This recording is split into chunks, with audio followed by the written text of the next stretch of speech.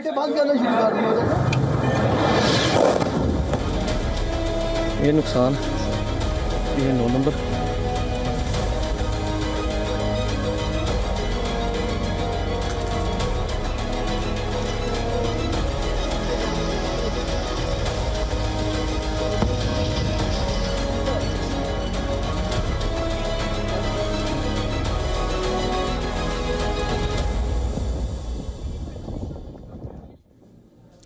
All right, let's just bring you up to speed with all that's happened overnight. 15 days after the dastardly terror attack in Jammu and Kashmir's Pahalgam, in which 26 innocent civilians were killed, India strikes back. Indian armed forces have hit back, targeting terror camps in Pakistan-occupied Kashmir and Pakistan's Punjab province as well. According to a statement released by the Government of India, altogether 9 sites have been targeted.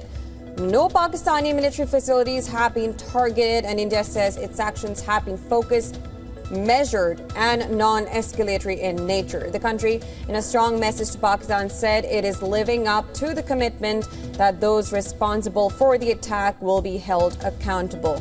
Now, Pakistan did react to the strikes, with Prime Minister Shehbaz Sharif saying that the country has every right to give a befitting reply to what it called an act of war. Now, of course, we did see the violation of ceasefire where 3 innocent civilians were killed just hours before. Meanwhile, U.S. President Donald Trump has also called the strikes shameful and outlining that the two countries has been fighting for a very long time, and he expressed hope that it does end soon.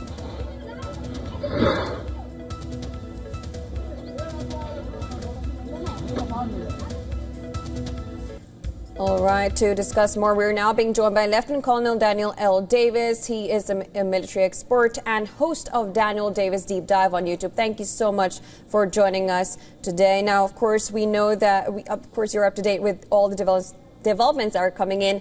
First of all, your reaction to it. Well, I think it's really concerning. Anytime you have 2 nuclear powers that are having conventional clashes, and you know, this is by far the biggest military clash that the two sides have had since 2019, and the concern is that there's more to come, because the very strong language used by the Pakistan side saying that they consider this an act of war and that they would respond at a time and place of their choosing. And of course, they're claiming that all of the claims by the Indian side are untrue. They said they had nothing to do with the terrorist attack, and they had nothing, and these places were hit were not terror camps, but they were civilian camps, at least according to what they're saying, that this was all, you know, completely wrong to do for the Iranian Indian side. So they may take even stronger steps afterwards. India, for its part, said that they thought it was a measured and a responsible response based on what this terrorist attack happened on the 26th. But, you know, it's in the eye of the beholder, because now then you have on the Pakistani side doesn't think that it was reasonable or measured. And what happens next is going to be really, really telling, because it depends on what Pakistan or India will do in response to that. So this is a very, very tense situation, which could escalate a lot. So I certainly agree with the President of the United States. This needs to get tamped down quickly. Absolutely. Now, we have seen that in the response to India striking back to the dastardly Pahalgam terror attack that happened on the 22nd of April, India has shown considerable restraint. It's been amazing how, with precision strikes that we've seen overnight.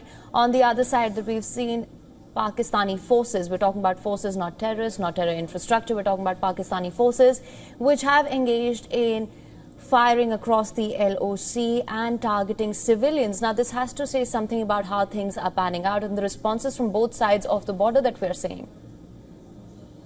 Well, it certainly does. And again, you know, it depends on which side of the line of contact that you're on, because each side is presenting itself as this version of things, which makes its side look like the right one. And, you know, gosh, I mean, there's truth is probably somewhere in between. But when you get emotions up like this, and especially on a situation like this, where there's a long history of antagonism and a lot of disagreements and disputes about what needs to happen, and, you know, one side doesn't have any trust in the other, they don't believe when they're told one thing, on the other side. What is critically important is that this gets resolved diplomatically, that we don't escalate further, and that more innocent civilians on either side of the line get killed.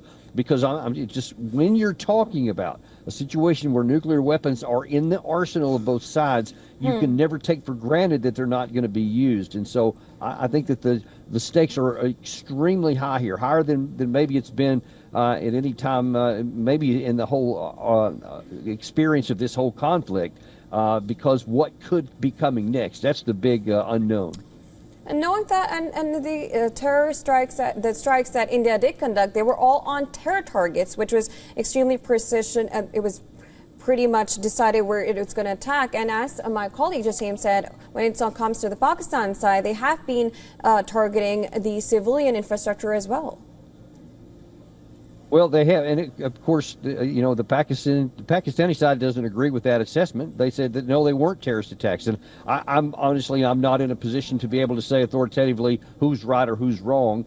I just know that the stories being told by each side is very different, and it's just I can't overemphasize when emotions like this and strong nationalistic tendencies are at play here. It's even more important than normal to try and to say, all right, let's take some time here. Let's let some time go on, do some investigations. Let's authoritatively confirm what is and what isn't a terrorist situation. And if there are any ties from the Pakistani government to that terrible, slaughter that happened in April, then by all means, that needs to be addressed and people need to be held accountable. But we can't get to a situation, or at least the two parties need to make sure they don't get into a situation that escalates to even more innocent civilians on either side get killed, because that would be bad for everybody.